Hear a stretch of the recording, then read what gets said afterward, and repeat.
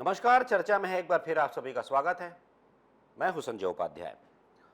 कुछ विषय हैं जिस पर आज हम चर्चा करेंगे, बातचीत करेंगे, समझने की कोशिश करेंगे। मैं पहला विषय लेता हूं बिना देर किए। पहला विषय वो है जो कि ऑपरेशन सिंदूर से जुड़ा हुआ है। ऑपरेशन सिंदूर के समय जब भारत ने मुंहतोड़ जवाब दिया था, भारतीय सेना ने मुंहतोड़ जवाब दिया था, अपना पराक्रम दिखाया था, शौर्य दिखाया था और एक तरीके से दुश्मन के तो नहीं कहिए लेकिन वहां पर चल रही जो उग्रवादी गतिविधियां हैं, आतंकवादी बड़े ठिकाने थे, कहा जा रहा था कि वो आतंकवाद का एक प्रकार का विश्वविद्यालय जैसा है, उसे तहस नहस कर दिया था, उसे ध्वस्त कर दिया था। साथ ही साथ ऐसे करीब 9 ठिकाने ध्वस्त किए गए थे और सैकड़ों की संख्या में, 100 की लगभग संख्या में ऐसे आतंकवादी और उनके सहयोगियों को मार गिराया गया था। इसके बाद जो होता है कि एक विषय ये भी होता है कि जो किया है उसे बताना होता है पूरे विश्व समुदाय को, और ये बताना होता है कि जो ये कार्रवाई की गई है, अगर इस प्रकार का हमला किया गया है, अगर सीमा पार इस प्रकार से स्ट्राइक की गई है तो इसके पीछे कारण क्या है। तो यही कुछ बताने के लिए एक सर्वदलीय प्रतिनिधि मंडल भारत ने बनाया था, भारत सरकार ने बनाया था, और इसमें सभी दल के नेता शामिल थे और उन्हें अलग अलग देशों में जाकर भारत का पक्ष रखने की जिम्मेदारी दी गई थी।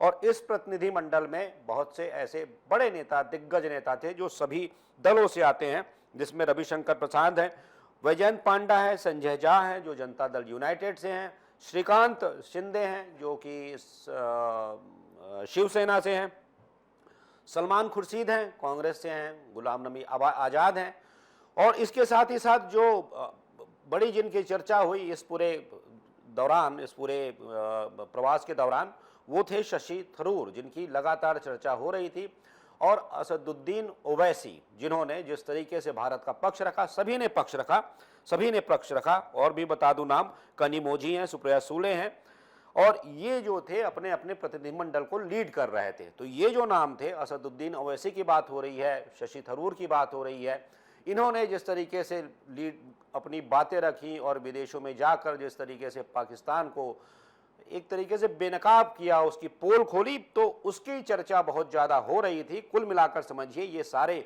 नेता जो हैं, ये जो सर्वदलीय प्रतिनिधि मंडल है, ये गरजा था जाकर विदेशों में, और ऐसी अपनी गर्जना दिखाई थी कि हम आतंकवाद के खिलाफ या फिर देश पर अगर कोई हमला होता है तो आप समझ लीजिए कि हम सब की राजनीति भले अलग हो, लेकिन इस अवसर पर हम सभी एक हैं। ये साबित कर दिया भारत ने, पूरी तरह से साबित कर दिया। जब अलग अलग दलों के नेता अलग अलग देशों में पहुंचे तब ये सब कुछ हुआ।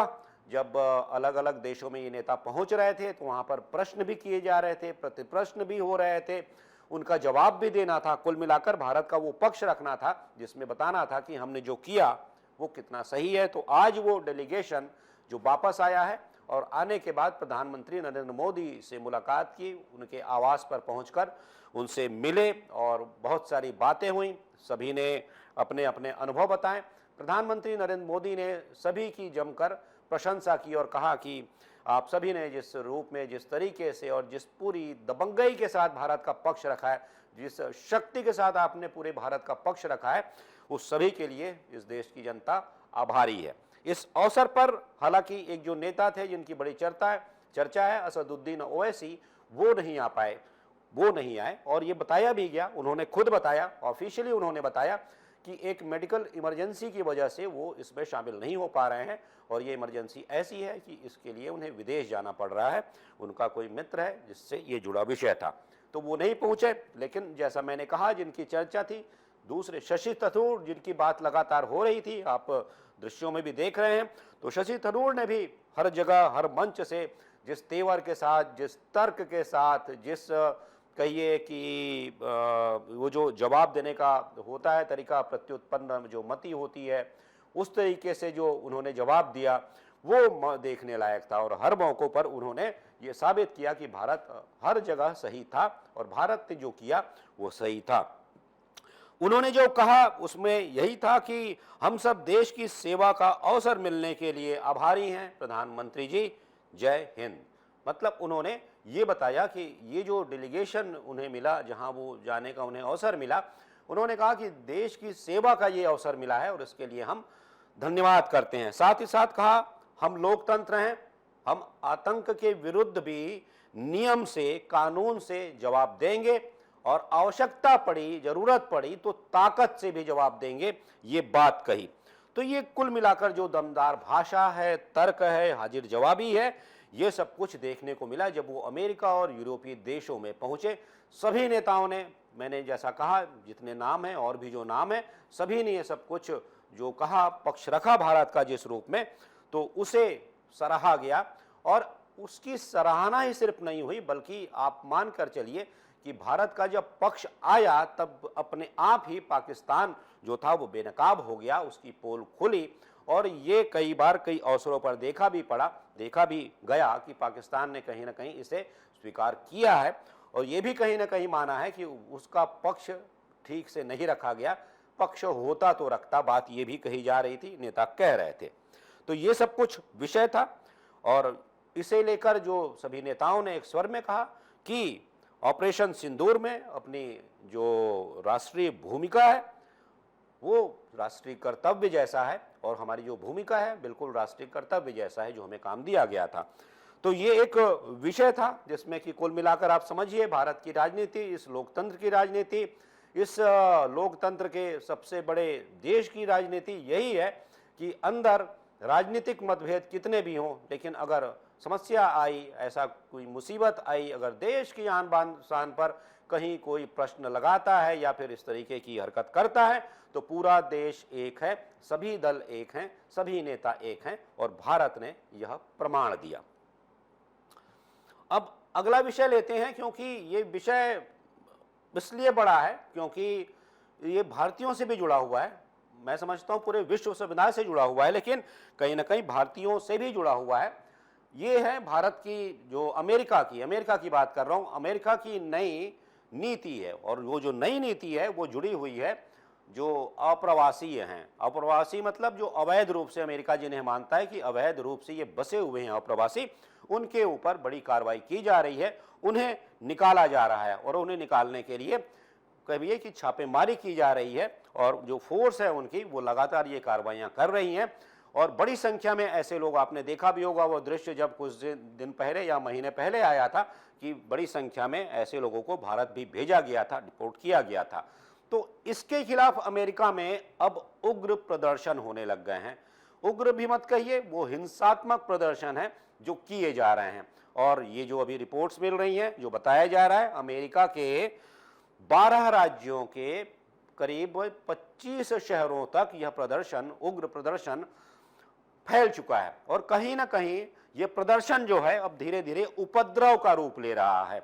उपद्रव का रूप इसलिए ले रहा है कि वहां पर बहुत सी ऐसी आगजनी की घटनाएं हो रही हैं, बहुत सी गाड़ियां जलाई जा रही हैं, गाड़ियां जलाने के साथ साथ बहुत से स्टोर्स हैं जो लूटे जा रहे हैं। जिसमें कि अभी का जो लेटेस्ट विषय है, ये जो आया है, अभी जो सूचना मिली है कि एप्पल का एक बड़ा स्टोर था, ये जगह है लॉस एंजल्स है, जहां पर ये स्टोर था, एप्पल का बड़ा स्टोर था। एप्पल से तो आप परिचित होंगे ही, जिसके गैजेट्स आज दुनिया भर में छाए हुए हैं। तो एक बड़ा स्टोर था, वहां घुसकर तोड़फोड़ करते हुए गैजेट्स लूटे गए। कुल मिलाकर लूट ही गए, कहिए वो चोरी ही है, वो चोरी की गई। और वो लूट के बाद जब पुलिस वहां पहुंची तब लोग भागते दिखे।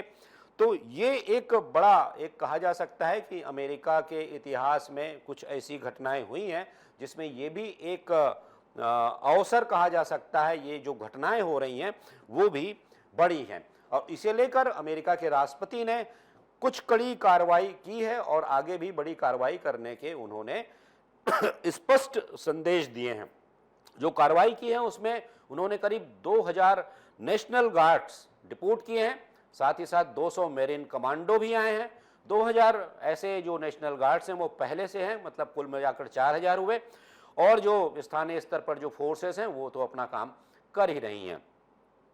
डोनाल्ड ट्रंप ने इस घटना पर बड़ी चिंता जताई है, जिस पर कि और दुख भी व्यक्त किया है और साथ ही साथ आक्रोशित भी हुए हैं कि वहां नेशनल फ्लैग, जो अमेरिका का राष्ट्रीय ध्वज है, उसे जलाया गया। और उन्होंने एक रूप में कहा कि यही देखिए ये कौन लोग हैं जो ये देश का झंडा, देश का जो प्रतीक है, उसे जला रहे हैं। और इसे जलाने का मतलब क्या होता है, ये कौन लोग हैं जो यहाँ रहना चाहते हैं लेकिन वो झंडे का सम्मान नहीं करते हैं। तो कुल मिलाकर ये जो पूरा विषय है इसका एक बड़ा रूप ये देखिए कि जब एक नई नीति आती है, अप्रवासियों, अवैध रूप से बसे हुए अप्रवासियों की जब बात आती है, नई नीति बनती है, उसके बाद पहले तो इसका विरोध उस रूप में नहीं होता है, लेकिन हम अचानक देखते हैं कि धीरे धीरे इस पर बातें होती हैं और ये हिंसक रूप ले लेता है, कभी कभी उपद्रव का भी रूप ले लेता है। अब इसमें बात ये भी है, अमेरिका की सरकार का ये मानना है, जो वहाँ की पार्टी है उसका मानना है कि ये जो सब कुछ किया जा रहा है ये विपक्षी दल और चीन के द्वारा किया जा रहा है, इनकी सब फंडिंग जो है इनके द्वारा की जा रही है, ये भी आरोप लगा है। साथ ही साथ डोनाल्ड ट्रंप ने यह भी कहा है कि आगे अगर स्थिति नहीं बनती है तब इसे विद्रोह कानून का फिर सहारा लेना पड़ेगा, और विद्रोह कानून के अगर ये लग जाता है विद्रोह का कानून, तो इस कानून के अनुसार अमेरिकी राष्ट्रपति को, अमेरिकी सरकार को सेना के इस्तेमाल की आवश्यकता होगी, मतलब वो सेना का इस्तेमाल कर सकेगी। अब समझिए, जब इस मोर्चे पर सेना आ जाएगी तो एक तरीके से ये जो उपद्रवी तत्व हैं, एक होता है तरीका प्रदर्शन का, अपनी बात रखने का, विरोध का, लेकिन वो शांतिपूर्ण ना होकर जब ऐसे उपद्रव का रूप लेता है, हिंसा का रूप लेता है, तो सरकारों को कुछ कदम उठाने पड़ते हैं। जो मैंने 200 मैरिन्स गार्ड बोले थे, उसकी जगह मैरिन्स की जगह 700 मैरिन्स गार्ड की बात हो रही है, उनकी तैनाती की जाएगी। तो ये पूरा विषय देखिए बड़ा बना हुआ है पूरी दुनिया के लिए। अब एक वो विषय जो कि लगातार 17-18 दिनों से तैर रहा है, मीडिया की सुर्खियों में बना हुआ है, लोगों की जुबान पर बना हुआ है, घर घर में चर्चा का विषय बना हुआ है, और हम देख रहे हैं कि इस पर तरह तरह की बातें हो रही हैं। सोशल प्लेटफॉर्म्स पर भी ये विषय आ रहा है और इसके अलग अलग एंगल बताए जा रहे हैं, अलग अलग बातें इसे लेकर की जा रही हैं, और इन बातों का नेतार्थ भी कहीं ना कहीं खोजा जा रहा है कि आखिर ये सब है क्या। मैं कल भी इस पर चर्चा कर रहा था।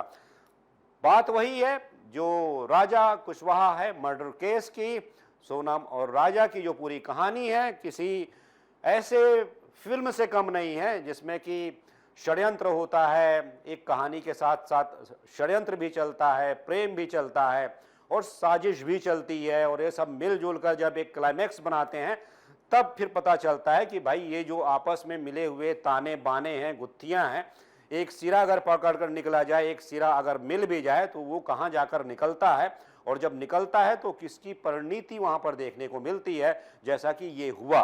लव स्टोरी तो एक तरफ चल रही थी समानांतर, और दूसरी ओर चल रहा था एक दूसरा किस्सा, एक दूसरी कहानी जो सोनम और राजा की थी। शादी के बाद हनीमून के बाद हत्या, पति की हत्या, उसके बाद फिर बहुत सारी बातें टाइमलाइन पर बढ़ती जाती हैं, और अंत में जो पुलिस है, जो आसाम, जो गुवाहाटी पुलिस है, वो मेघालय पुलिस है, वो इस हत्या का पर्दाफाश करती है।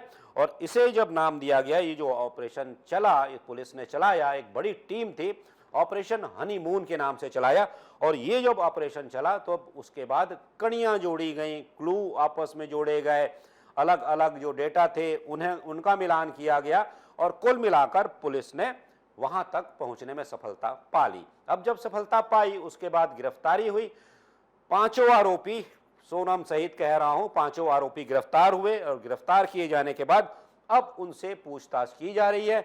जो अभी की लेटेस्ट न्यूज आ रही है जिसमें बताया जा रहा है कि गुवाहाटी पुलिस ने, मेघालय पुलिस ने एक बड़ा खुलासा किया है, एक बड़ी बात कही है, और बात ये कही है कि सोनम ने अपना जुर्म स्वीकार कर लिया है। ये तब की बात होती है जब दोनों को, मतलब सोनम को और उसके कथित प्रेमी को आमने सामने बिठाया जाता है, जिसका नाम है राज कुशवाहा, आमने सामने बिठाया जाता है, और दोनों को वो सारे सबूत तथ्य दिखाए जाते हैं, और फिर उसके बाद उनसे पूछताछ होती है। तब इस पूछताछ से कुछ निकल कर आता है, तब ये स्वीकारोक्ति भी सामने आती है कि उन्होंने ये जुर्म किया है, जैसा कि मीडिया रिपोर्ट से हमें जानकारी मिल रही है। और ये सब क्लू जैसा मिलता है, वो सारे आंकड़े, वो सीसीटीवी फुटेज जहां पर कि सोनम दिखती है उस उन युवकों के साथ जो कि वहां आए हुए हैं और जिन पर आरोप लग रहे थे बाद में कि शायद वो कौन थे जो साथ चल रहे थे, क्या उन्होंने की हत्या। तो कुल मिलाकर ये जो मर्डर मिस्ट्री है इसका खुलासा जल्द कर लिया, और निश्चित रूप से जो मेघालय पुलिस है वो इसकी बधाई की पात्र है। जिस तरीके से उन्होंने कड़ियों को तर्क के साथ जोड़ा और वो पहुंच गई हत्यारों तक। जिस तरीके से सोनम ने हत्या की सुपारी दी, हत्या करवाई, तो कुल मिलाकर जैसा मैंने अभी कहा, बता रहा था, करेक्ट भी कर लेता हूं कि सोनम ने स्वीकार कर लिया है कि उसने हत्या करवाई थी। अब देखना होगा आने वाले समय में क्या होता है। हालांकि जैसा कि मैं देख रहा था, सोनम के परिवार वालों ने भी उसके खिलाफ सख्त कार्रवाई की बात की है। उसके भाई ने भी खुद उसके खिलाफ सख्त कार्रवाई के साथ उसे फांसी की सजा देने की बात कही है। जो राजा का परिवार है वो तो इसकी मांग कर ही रहा है। तो आने वाले दिनों में हो सकता है कि जब जांच आगे बढ़े, पूछताछ आगे बढ़े, तब और भी कुछ निकल कर आए, और भी कुछ चौंकाने वाला निकल कर आए, इसके पीछे और क्या कुछ है। तब तक हम इंतजार करेंगे और इस खबर पर बने रहेंगे। तब तक एक मैं आपको चर्चा तो इन विषयों पर करना था, लेकिन एक महत्वपूर्ण विषय आपको बता दूं जिसकी चर्चा हो सकता है आने वाले दिनों में हो, लेकिन अभी महत्वपूर्ण इसलिए है, आपको जान लेना ये आवश्यक है कि 15 जुलाई से रिजर्वेशन के जो नियम हैं वो बदलने वाले हैं। बहुत संक्षेप में बता रहा हूं।